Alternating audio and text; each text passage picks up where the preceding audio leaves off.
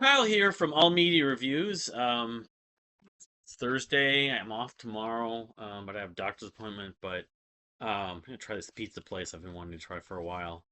Um, it's Plan B. I was gonna do that whole songs list thing and everything, and I got some other things on the podcast stuff I've been talking about. I'm gonna probably work on tomorrow. But and of course the Timberwolves play tonight in Game 2. We'll see. I probably will try to make a video tomorrow about that. Just because it seems like it's taking forever. This whole series it's barely started. Be significant. Memorial Day weekend, of course, for better or for worse. My neighbors, of course, I'm not looking forward to, but I'm gonna do CD A to Z. Just continue that series. It's the first part of the G's, so I have probably at least two more G's, but yeah, so I'm kind of moving through this slowly but surely. I don't know when I'm going to finish it, but anyway, so my first part of the G's is the Peter Gabriel collection. So, and I don't have like, I mean, Gabriel, I have a lot of his records on vinyl too, but so, all right, let's just kind of go through here. Yeah, I have some extras. These aren't really in order. I mean, I remember buying a bunch of them, and I thought I actually maybe had more than this, but so I've got a copy of Scratch. This is like a remastered version from 2002. I'm gonna show everything, but that was right around the time I was getting into Gabriel. I mean, it was a year or two after that, but Scratch being the second self-titled um, album from Gabriel. Probably the one I think of the least. This is the one that has yeah, DIY and Flotsam and Jetsam on the air. So, and then I have Melt, the third one, um, which this is Games Without Frontiers is maybe my favorite Peter Gabriel song. It's got No Self Control. Um, this is the one with Biko. Not One of Us. I don't remember. That's another great track. So I don't remember this issue right here is not remastered, unfortunately, but I have basically everything from him between vinyl and CD that I would want. I don't have everything. I don't have like Birdie or I don't have Ovo and some of those other projects. I have the one Afro Celt Sound System album with him on CD. I thought, although I remember I determined I was missing one of them. I have the jewel case and I showed the A's, but yeah, this is like 80 or 80. It was 80, yeah. I think there's actually a documentary about this. I bought this in 2007, October. So I thought it was a little bit earlier than that, but there's a documentary of the making of I think it's this record. He was on some farm or something. There was like a studio in there. So Melt become pretty much my favorite Gabriel record. And I've got Security, the fourth Gabriel album with Shock the Monkey, the biggest big hit. Kiss of Life, Sanjinto, I Have the Touch. And this is from that same period where the copy I have of Melt was, and this was like 82. I think this might be the one that has, well, maybe not. He has a lot of different people, guests, of course, in his band. I know Larry Fast was on some of the early records, and then he eventually wasn't with him, but lyrics, of course. Um, but yeah, yeah, Gabriel, Levin, and David Rhodes. Yeah, I mean, to know like the Gabriel band, the people that played on his albums lines, back of my head. I can name people that played with him, but I cannot name all the albums other than Tony Levin. But Larry Fast played some of it. I don't know if he was on this one. I don't think he was based on that track list. So then I've got, let's see here. What is some of this stuff like? All right, so I've got the plays live. It was like 2007, 2008. I was buying a lot of Gabriel, even though I was getting into Genesis first, then I got more into Gabriel a little bit after. This is a double. Um, I know there was like the one from the '90s that one loved of the DVD from the Us tour. The name of it, but I think it was more of like a DVD. But it was a DVD. I don't know if there was a live album, but this is the basically supporting the first four albums. I don't know if it's just from Los Angeles Geffen Records. I don't know where these shows were actually from, but of course, it's a spectacle seeing Gabriel live, and I mean, he does his songs pretty faithfully, but occasionally he'll add some little flourishes and Yeah, I mean, it's like if you love the first four Peter Gabriel albums, this is the live album to have. I don't think I have it on vinyl, but of course, he's wearing the face paint, so he's kind of carrying that over. I don't think there's no Genesis stuff on here. I know occasionally in the first tour he did or two tours, he would play a few songs I think from The Lamb. This has Salisbury Hill, of course. Yeah, I don't have Car. I thought I did, but maybe not. Anyway, so then I've got a couple of different things. This Peter Gabriel retrospective, and it's got some Genesis stuff and some solo stuff. Lameline's on. I don't know if this was just a cash call thing on tour. On tour, so it was like given out at the tour. Maybe you bought it at the tour or something like that. I don't know. It's a compilation of some. I don't remember how much I paid for this thing. Well, it was $8. Um, yeah. I mean, this is in effect a compilation, except but you can see the track list. I mean, I paid $8 for it. Surprised I would have on the air. Maybe it's before I'd owned any Gabriel stuff. So I was like, I want to get something Gabriel. Modern Love. I don't know if that was a cover. Sledgehammer, Biko. Here Comes the Flood. So Dilemma's on Broadway. In the Cage. The Carpet Crawlers, and Watch of the Skies. So it's a sampler. So it's for someone who doesn't know his music. And I guess at this point I was still kind of discovering his music, but not essential, but it's something I just managed to accumulate. Um, so I don't know what came out obviously like what year it came out 2008 20 no, that's the address. I don't know what year this came out. Doesn't say this retrospective. Oh, some of this is live. That's why. Okay, this is a retrospective, but actually this is live. So, yes, that would have been my motivation for buying it. 78. I don't know if it's actually released. But it was taken. There's live tracks from this. So, anyway, moving on. So, I've got two more things. I've got a remastered sampler. So it's like that's kind of similar to the thing I had. I think I got this, yeah, it was $1. Maybe in the cutout bin like at Electric Fetus or something like that. Um it's kind of similar. It's got tracks from Shock the Monkey, from Tear, Salisbury Hill, Sledgehammer, Birdie's Flight from the Birdie movie, Steam from Us. So this came out a little later, obviously, from Us. Here Comes the Flood and With This Love from Passion. Passion, yeah, that's Passion of the Christ. It's another one I got from the library once, and that was probably the only time I tried listening to some of it a couple of years ago when I was doing that Album of the Year series, and didn't really go that far. I didn't spend that much time with it, but yeah, this is a remastered sampler from sometime in the 2002 actually. So it was right at the same time. And then of course I've got Up, and I know this was a cutout. This when I got this, I had listened to Up. I had gotten like a download, but and it was my favorite. It's still close to my favorite Gabriel album. It's the one that I can sort of consider my generation because I wasn't into Gabriel. I knew his name before that. A few of his songs like Sledgehammer and Big Time, but um, really around 2002, 2003, when I was getting into Genesis, especially more into them. I'd gotten Limelight on brought in the mid '90s, but I got thrown off by it. But yeah, I know this CD was like out of print for a while. And that's why it was in the cutout section at Electric Fetus. I didn't realize that, but yeah, growing up, Barry Williams show. What was it? There's a couple more somber tracks on here. Sky Blue is great. I Grieve. Signal to Noise. Darkness. Yeah, I mean it's not the most uplifting record, but I think sonically it's more modern sounding even in some ways than even Us. But I like Us a lot too. Gabriel, really, that's the thing about his catalog. There's only a couple records that I kind of look at that I just not don't really enjoy. At least a couple tracks on. I mean, I would say Scratch is probably the closest thing to Scratch, and then those soundtracks. But otherwise, it's like proper studio albums. He's pretty consistent. But this is close to my favorite record. So from 2002. So all right, moving on to the rest of this first part of the G's. I've got two discs from French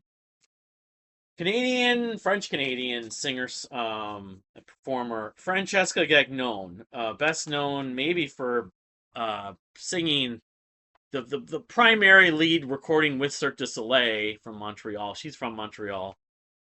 With Alegria. So I've got her two albums from like the '90s, or one was early 2000s. I remember I paid like $1 for this, or like 50 cents on eBay. Couldn't believe how cheap this was, because my friend Creighton had like brought this to the radio station KFAI and was raving about it. He loved it and everything. This is an album called Ocola de Colère. Odela de Colère, yeah. Um, and I listened to this a lot when I got it. I mean, I burned a copy from him and then off of BMG. But yeah, she's a French Canadian singer. Really good voice, although more a little deeper, not like so much on falsettos, but um, I don't know who I'd compare her to. I mean, not really Kate Bush. She's a little bit like um, who I've gotten into the last year that Kevin Gilbert was really into, basing on her name now. But yeah, I'll come to me later and I'll write it, but I'll put it in the description. um, yeah, like I don't know, like Linda Ronstadt or Carla Bonoff, kind of in that vein, maybe a little bit. But I don't know. I mean, is it progressive? Maybe a little bit. My Creighton was like trying to like he was like playing interpretations of her songs. He was gonna like send her these recordings. I don't know if he ever did it like online, but so then that was from like 2000. That's from '99, I think. Yeah, we may have even played something from this on the radio. Um, all the titles are in French, but Wagner. It's been a long time since I listened to this, but I remember I enjoyed this a lot. It's not just your standard singer-songwriter. There's a lot of instrumentation, atmosphere, textures. Um, but this was like '99. So then this one is called High Bride, and kind of more on the belief that she's got a new album. I was like on her mailing list and stuff. It came out in 2005. Um, Francesca Gagnon. The woman I'm thinking of that Kevin is also Canadian, so that's not a coincidence. But she doesn't sing in French. J- Seabury, Jane Siberry's. I'd compare Francesca a little bit to Jane Siberry, I suppose. Um, but she's not so weird, like out there, maybe as experimental as like your Bjorks and even like Imogen Heap. I would say it's more still melodic songs, but it's not as dumbed down as your pop diva kind of stuff. So and it's in French. I think almost all the music she's done. Some of the lyrics are in English. I mean, her best thing still remains, I think, is the Allegria theme, especially that's a great vocal performance. There's a couple others, but if you've never seen Cirque du Soleil, which I never have seen, but I've seen it on TV or heard the Cirque du Soleil, like go with Allegria if you like some. If you've never heard Allegria, but most people that know Cirque du Soleil know Allegria. But Francesca Gagnon, her two albums on CD. So all right, then I got the pretty decently extensive collection of band I saw with King's X a couple times that I've been talking about. They have done comeback, the first comeback and the second comeback. It's in order. Galactic Cowboys, Katy, Texas, its own. So of course the self-titled album, which I had on vinyl, which came out in '91 on Geffen, the same label as Nirvana was like signed to and everything, and this one with Dane Saunier, and then got of course my favorite. So pining someday this come out in vinyl, the best, their 5-star record for me. Space in Your Face, which I mean, this album has a lot of good songs on it. Songs like My School, Captain Crude, Sea of Tranquility, Kill Floor, Someone for Everyone, Pump Up the Spacesuit, Ranch on Mars. There's several, but they've topped it, I think, with the Beatles elements, and sort of Metallica meets the Beatles, a little bit of grunge element, but Make You Smile, I Do What I Do, Circles in the Field, Blind, No Problems. Just the flow of this record is just so good, and just the harmonies and the riffs, the grinding riffs, and then they kind of segue go. And even the hidden track was it. There's a hidden track on here that sounds very Ranch on Mars. Love Space in Your Face. That was from '93. Um, then I have, of course, Machine Fish, what I have on vinyl that came out the next year, and this is 90, this is '96.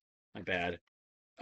Which I believe this is the first album. Those first two was with Dane Saunier, then Wally Farkas joined, and they released this and the EP. Fishbone, not Fishbone. I Feel the Rage. Feel the Rage, rather. Although, yeah, Feel the Rage is actually on Machine Fish. So, but they came out the same year, and this is on Metal Blade. Those are on Geffen, of course. But this is it's not. I wouldn't call it quite as proggy. It's more melodic, but it still has like songs like Fear Not and Feel the Rage, In This Life. Yeah, I mean, I Psychotic Companion. It's very riffy. Then this has Junior's Farm, which I think is a cover of the McCartney song, Paradigm Shift, Idle Minds. But so then I have what they did. I just got this on vinyl. I showed it my vinyl. The Horse That Bud Bought. This was '97, again on Metal Blade. Saw them on this tour. That was the second tour I saw them on. I think I saw them 3 times. Love the artwork on this. They had a very distinct style of art, kind of like Caddisfly. Actually, in some ways, when I was getting into Caddisfly, I was reminded of Galactic Cowboys, sort of just in the aesthetic of their artwork, and they were very blue collar. Look at the collage of pictures, but well, Caddisfly's from Portland. They're from Texas. I can't remember if the guys also had moved from Missouri, just like the King's X guys, um, but yeah, this is a fun record. I think this is one with Tilt a Whirl and Puppet Show. Is this the one? Well, maybe it's the next one with Puppet Show. Evil Twin, super Beatles-ish. Oregon Breakthrough, Media Slant, another catchy track. My Life. That was '97. Then '98, the year after, I felt like I liked this album more, after, even though I liked Horse That Bud a lot, but again, that signature style of artwork. This if this is on vinyl, I want to get it for sure. At the end of the day, of course, later Spock's Beard would do a song of the same name. They both have the Beatles influence, and doing a heavy kind of prog is kind of weird. The Machine Fish Suite. This is the one I think that has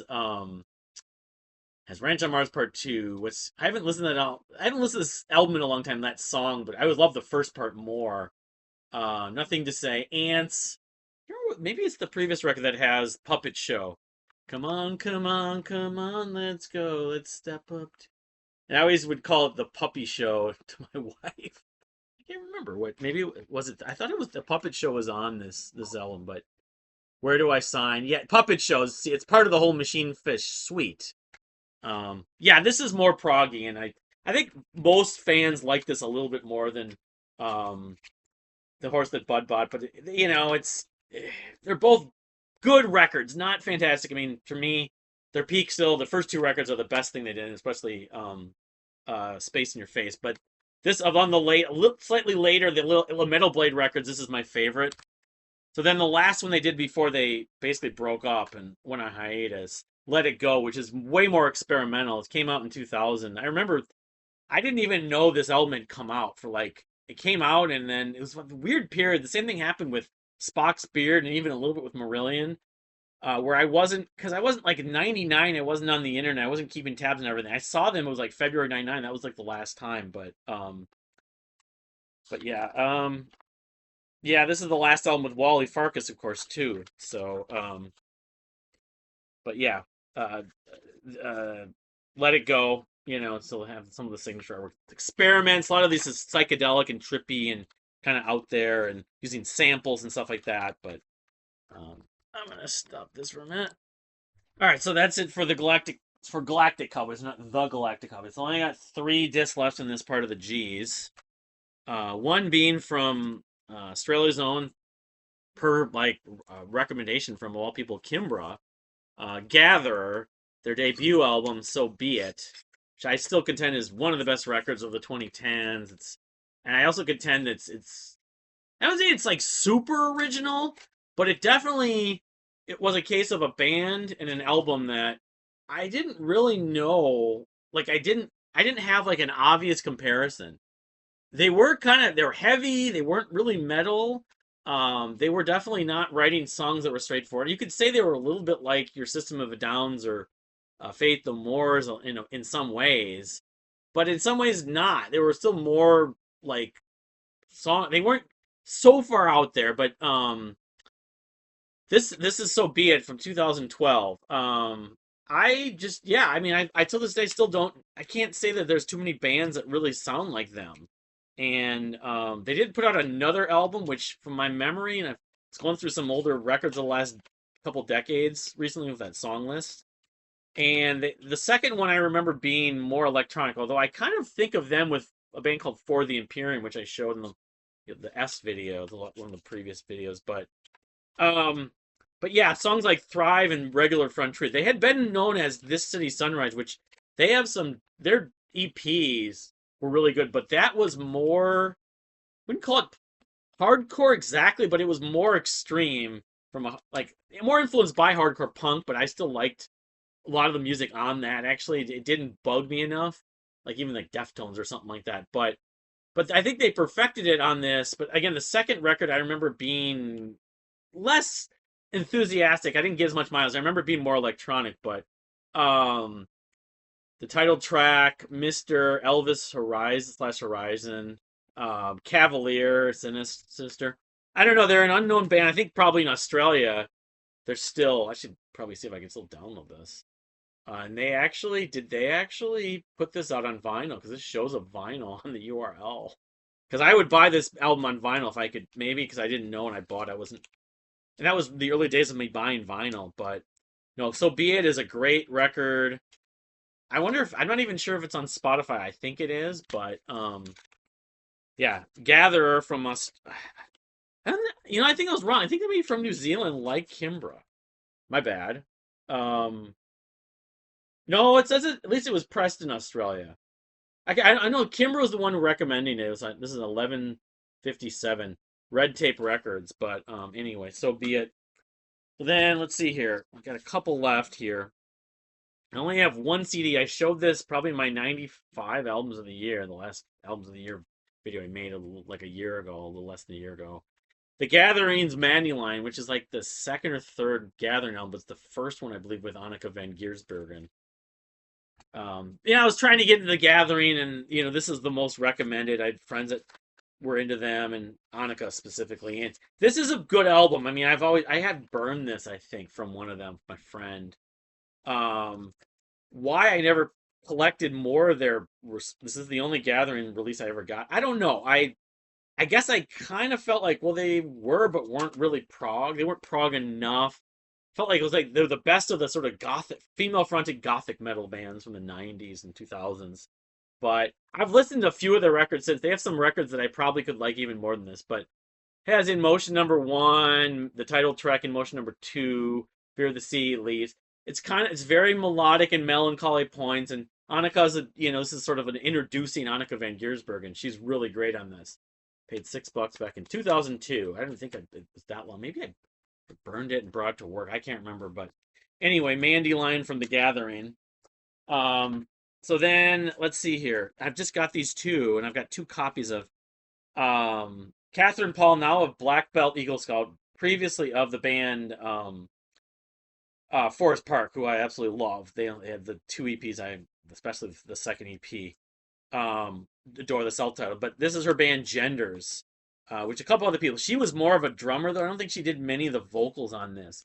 This is their debut album, Get Lost. I have two copies of it. I saw them live at least twice, and then I've seen Black Belt Eagle Scout, I think twice as well. I missed them the last time, and she's doing better. She's been dealing with some health issues, though, I know, the last year, but really happy that she opened for, who was it? It was just at the Palace Theater, and I didn't go to that. That was like about a year ago, but I went to the show. Was it early last year? But yeah, this is from 2013, I want to say, and it's sort of a mixture of like post rock, math rock, and power pop. It's a weird combination, but yeah, Catherine was really the drummer. The guitarist is really good. The girl in this was in another band that I saw open for the Family Crest.